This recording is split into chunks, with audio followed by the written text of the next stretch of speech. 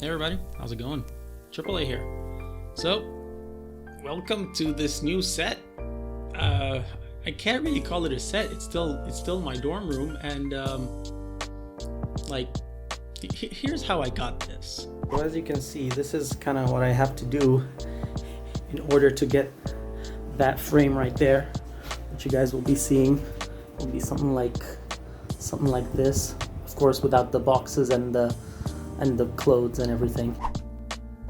So yeah, as you can see, when it comes to the dorm life, you got to be pretty creative and make use of whatever you got in order to get those videos out. So first of all, I hope the audio quality is decent because it's 8 a.m. here and people are waking up, going to the bathroom and stuff, and there's gonna be a lot of motion, so I hope it doesn't come out in the audio. That being said, let's get started. So you're probably here because you saw this photo on Instagram and you're wondering how it happened, or you're coming to hear how I did it. So it's fairly simple, honestly, how I got this shot. I honestly expected that there'll be a lot more work going into this when I was doing it. Turns out it was pretty straightforward and pretty simple. All I did was I set up the backdrop, right? I chose the green color for this one because I felt like it looked nice on the 7-Up can.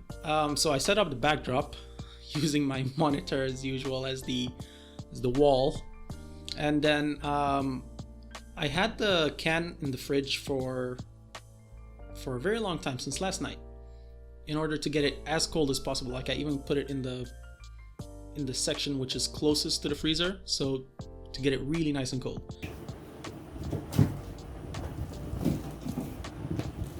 This is our subject here, 7-Up.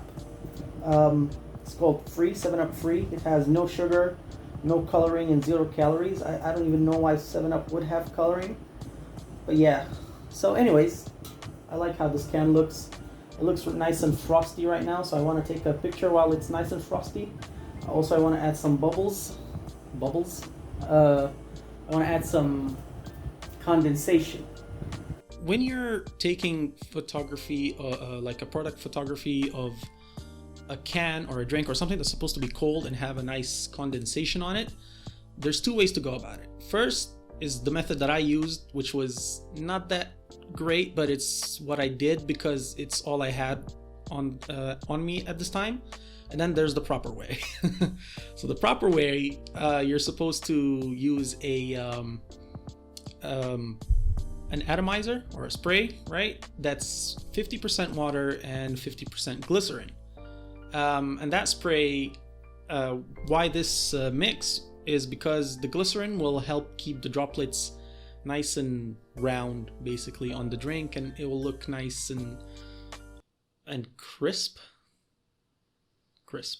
Yeah, I think that's the word I'm going for.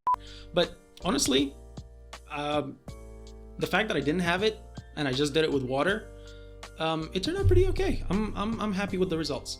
So so I took the can straight out of the fridge and placed it exactly where I wanted to shoot it. Waited a little bit, not too long, a little bit for the condensation to start on the can, and then I got a spray bottle with water in it and just sprayed some water droplets on it. And when I was happy with the result, I put it back where I wanted it, right? And got my camera out, got my lights, and basically just started to take photos. So as you can see, the first light I used was the ski light, right? So I had it to the left of the can, if you're looking straight forward at it, right? So I wanted the left side to be lit because that's where the 7 is. I wanted most of that side to be more well lit than the other side. And then I took a picture of that, and that's how it looked. It was The other side was, of course, too dark. There's too much shadows, and I didn't want that. So I started by putting a fill card. it did okay. I just still thought that the shadows were a bit too much and I needed an extra light in there. So I got my LED panel in there and I shot some light from the side, and it was brighter definitely, but it felt very boring. To be absolutely honest, it felt very flat and I wasn't too happy with it. So I was like, okay, how do I make this more interesting? So I decided I'm gonna add some color to it, right? So I had a bunch of colored paper laying around, and the best way I thought to utilize them was to use them as a gel paper. Gel paper is the proper way paper to use, but you know, yeah. This entire video is basically how to product photography on a budget, right? So yeah, well, a little bit higher than no budget, but yeah, budget. So I used the color paper and it did fine, honestly. Like I took the picture. This is how it looked. Honestly, it gave a nice backlight, a nice back/fill light to the can, and I like the red color because, you know, the up in the 7-Up had is red. So I felt that it worked great with it. But then after I did that, definitely the light intensity from that fill light decreased, and I felt that the shadows are creeping back into the shot, and I didn't like that. So I got the card out once again, and I put it really close to the can as much as possible, but not in the shot, and I took the shot, and it turned out pretty damn good, if I say so myself. I like the end result, and literally the last shot is the shot that I edited. All the ones before that were basically just trial and errors. This is a great example of something that my friend told me. He said, whenever you're designing something, you know, it was for my logo design, but it carries on to this as well. Whenever you're doing something, never settle for that first result that you get.